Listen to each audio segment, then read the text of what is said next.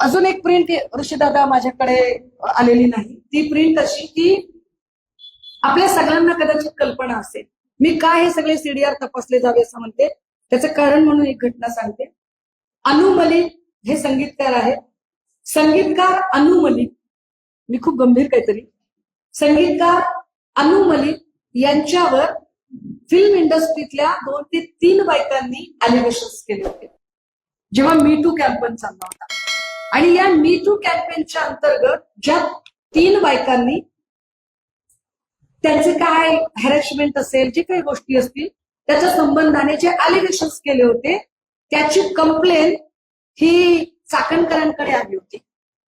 आणि चाकणकरांनी त्या प्रकरणामध्ये अनु मलिक यांना क्लीन चिट दिली. तुम्ही म्हणाल ताई याच्यात काय विशेष आहे? विशेष पुढे हे आहे की अनु मलिक यांच्या प्रोडक्शनचा एक चित्रपट तयार झाला, ज्या चित्रपटामध्ये रुपाली चाकणकर यांचा मुलगा सोहम चाकणकर याला काम मिळालं. हे काय प्रकरण आहे? तारखा दिवस त्यांनी टॅली करून बघावे. म्हणजे जर रुपाली चाकणकर महिलांना न्याय देण्याच्या ऐवजी या केसेस जर अशा पद्धतीने डील करत असतील तर हे वाईट आहे. तुम्ही गुगल करून बघू शकता. अनु मलिकची मी टूची केस गुगल करा. माझ्याकडच्या ज्या आहेत लिंक्स त्या मी तुम्हाला पाठवते. या सगळ्यांमध्ये सोहम चाकणकर, त्याच्यासोबत रुपाली चाकणकर, हे सगळेच लोक तुम्हाला त्या एका फ्रेम मध्ये दिसतील की ज्याच्यामध्ये अनु मलिक पण आहे. हे एवढे सगळ्या गोष्टी समोर असतानाही अजूनही रुपाली चाकणकर हे नाव पोलिसांच्या रेकॉर्डवर का येत नाही? का येत नाही? की आम्ही इतक्या गोष्टी तुम्हाला सांगतोय तरीही अजूनही ते नाव रेकॉर्डवर येत नाही. प्रश्न फक्त एका महिलेचा नाही. प्रश्न एका महिलेमुळे जर एवढं सगळं जर शोषण होत असेल तर मात्र ते वाईट आहे. आणि म्हणून त्यावर बोललं पाहिजे, म्हणून त्यावर मांडलं पाहिजे असं आम्हाला वाटतंय. या सगळ्या संदर्भाने असणारे जे इनपुट आहेत ते इनपुट आज आम्ही एसआयटी प्रमुख असणाऱ्या सातपुतेजी यांच्याकडे दिलेले आहेत आणि त्यावर आम्ही आमचं म्हणणं सुद्धा मांडलेलं आहे. या सगळ्यांमध्ये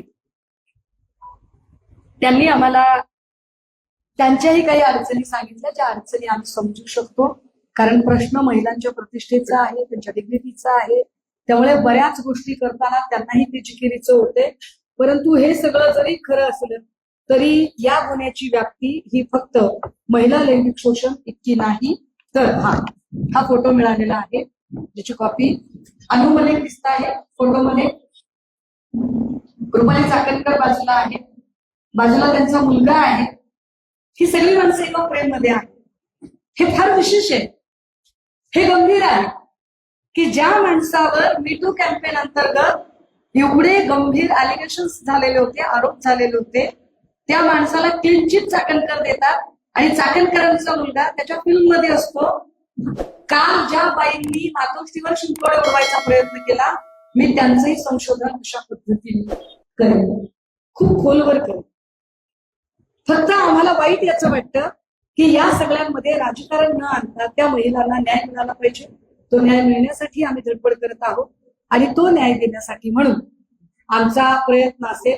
आम्ही आज आमच्या एसआयटी प्रमुखांशी बोलताना हे सुद्धा प्रामाणिकपणे म्हटलं की बाकी काही असो, मला खात्री आहे की माझ्या पक्षात असा कुणीही माणूस असू शकत नाही, असूच शकत नाही. नुसत्या फोटोवरून तर एलिगेशन करू नयेत. जसा मी अमित शहाचा फोटो असेल एन नंबर ऑफ फोटो तिथे मिळतील, त्या फोटोवरून नाही. पण माझ्या पक्षातला कुणी असू शकत नाही याची मला खात्री वाटते. पण तसंही वाटलं त्यांना तर त्यांनी त्याची गय करू नये याचा परत एकदा पुनरुच्चार करते. पण जे लोक ऑलरेडी रेकॉर्डर आहेत त्या रेकॉर्डवरच्या लोकांचं काय करणार आहात? हेमंत गोडसेंनी जो निधी दिलाय, जे पूजेला बसले होते, त्यांचं काय करणार आहात? दीपक केसरकर जे वारंवार फ्रिक्वेंटली दिसत आहेत, त्यांचे आणि खरातांचे काय काय आर्थिक व्यवहार झाले, त्याचं काय होणार आहे?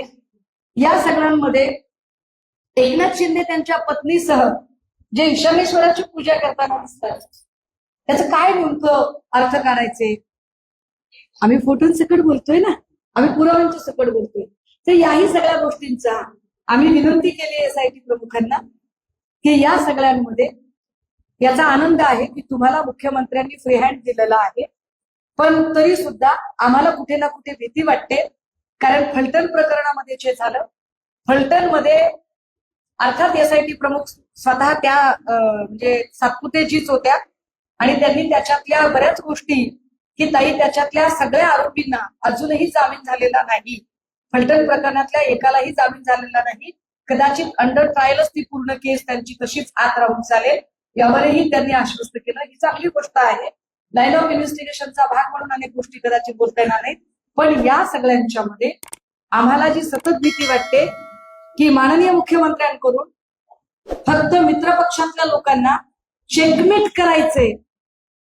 मी रिपीट करते माझं काय वाक्य आहे ते.